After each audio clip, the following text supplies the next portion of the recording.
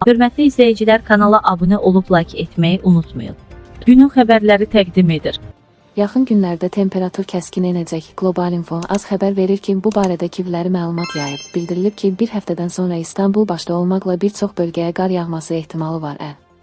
Xüsusilə yanvar və fevral aylarında soyuqlar daha çox hiss olunacaq, deyə bildirilib. Meteoroloqun sözlərinə görə bu il atmosfer daha həssasdır və hava hadisələrinə tez reaksiya verir.